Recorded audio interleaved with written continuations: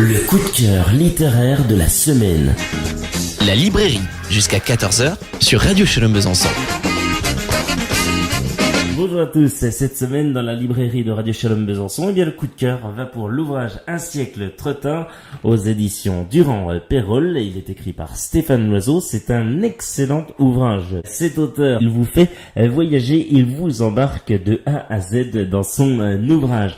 Été 2013, les Sables d'Olonne, Alex Fournier est un entrepreneur au bord de la faillite. Son seul espoir, la construction d'un étrange paquebot commandé par un mystérieux milliardaire indien. Qui se cache derrière cette voie? Quel est son vrai but? Octobre 1923, Marseille, la jeune Virginia Palerme s'apprête à embarquer pour Le Caire afin de retrouver son père, un collectionneur d'œuvres d'art. Dans sa malle, les toiles qu'un antiquaire vient de lui remettre. Alors que le navire est achevé, Alex est contraint par son client de le livrer à Bombay et d'embarquer à bord l'inquiétant Dino, soupçonné d'avoir commis un crime. Accompagné d'un équipage rassemblé à la hâte, il entame un incroyable voyage durant lequel l'impensable peut devenir réalité, une croisière qui ne peut faire qu'étape à Marseille.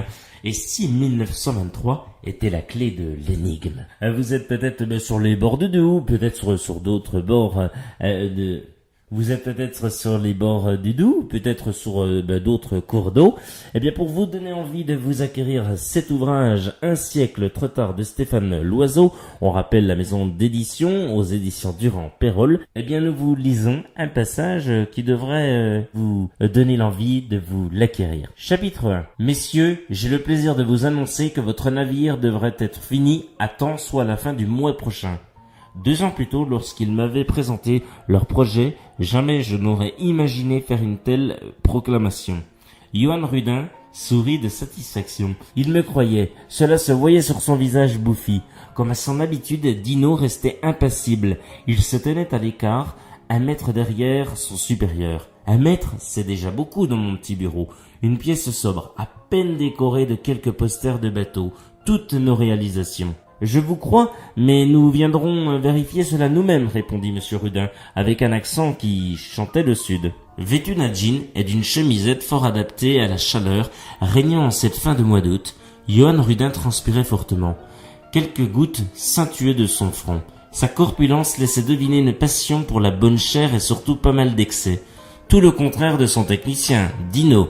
Son nom, nous ne le connaissons pas. Dino, c'était Dino. La petite main, le jeune homme discret qui ne parlait que lorsqu'il était convié.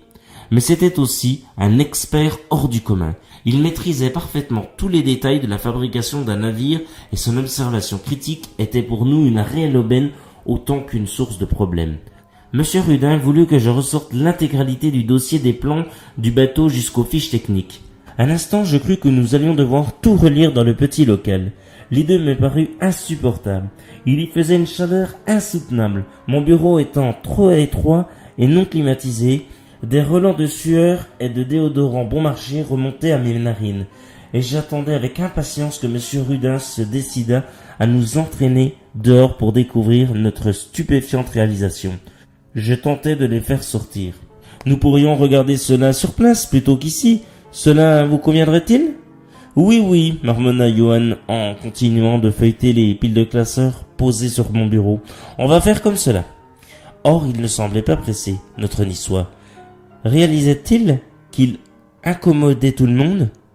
Je ne le sais pas, mais il prenait son temps, beaucoup trop de temps à mon goût pour relire ce qu'il connaissait déjà par cœur. Mais je ne pouvais me permettre de le bousculer. Le client est roi, c'est de notoriété publique. Et surtout, celui-là, il était une vraie providence. 5 ans plus tôt, j'avais hérité de ce vieux bâtiment implanté dans la zone artisanale des Sables d'Olonne en Vendée. Une entreprise familiale qui avait forgé mon enfance de navire en navire. Un grand parc de jeux le week-end, un monde à part, me disaient mes copains de l'époque. Ce chantier, mené par mon père, fabriquait principalement des bateaux de pêche. Mais l'évolution industrielle était passée par là, ainsi que l'importation massive de poissons. Le chantier se mourait lentement, par manque de commandes, lorsque mes parents disparus dans un accident de voiture. Je me retrouvais seul avec ce bâtiment vide et tentais alors de le faire revivre. Quelques clients me donnèrent leur yacht à construire. Toutefois, cela ne suffisait pas. Croulant sous les dettes et sous la pression de ma banque, je me retrouvai rapidement dans une situation délicate qui allait me conduire, au mieux sous les ponts, au pire en prison.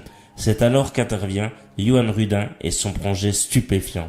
En l'observant sortir, un par un, des nombreux feuillets du classeur, je ne pus m'empêcher de me remémorer ma rencontre avec cet homme. Ce n'est pas lui qui m'avait contacté, mais le futur propriétaire du navire. Monsieur Fournier? Moi-même, à qui ai-je l'honneur? Mon nom est Anraj. Je réside à Bombay, avait répondu l'interlocuteur dans un anglais parfait. Je suis à la recherche d'un constructeur pour la réalisation de mon prochain bateau. À cet instant, je crus à une mauvaise plaisanterie. Quelle idée de faire fabriquer son navire à l'autre bout de la planète. Cela m'est paru si loufoque que dans un premier temps, je répondis maladroitement. Et que puis-je faire pour vous, monsieur? Enfin, vous voulez que nous regardions ensemble la faisabilité de votre projet? Non, pas avec moi. Je ne me déplacerai pas. Je vous envoie un ami, vous expliquer ce que j'attends. Je me ravisai, la voix du personnage sonnait si juste, son ton était si sérieux qu'un doute était né. Bombay ne regorgeait-elle pas de fortune colossale? Bien, je l'accueillerai avec plaisir. Quel jour vous arrangerez? Demain 15h. Et avant que je puisse répondre, avant même qu'il perçoive mon étonnement face à cette précipitation, il avait déjà raccroché.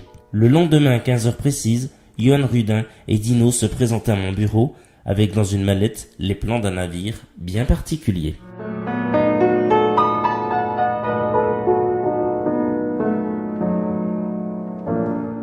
J'espère que ça va vous donner envie de continuer à lire cet ouvrage, Un siècle trop tard, aux éditions Durand-Perrol, et c'est écrit par un excellent auteur, Stéphane Loiseau. Pour plus de renseignements, n'hésitez pas à aller vous rendre sur son site internet, roman-du-6 stéphane-du-6 loiseau.jimdo.com. Sur ce, je vous souhaite un très très bel été. Je vous dis à la semaine prochaine. Portez-vous bien. Ciao.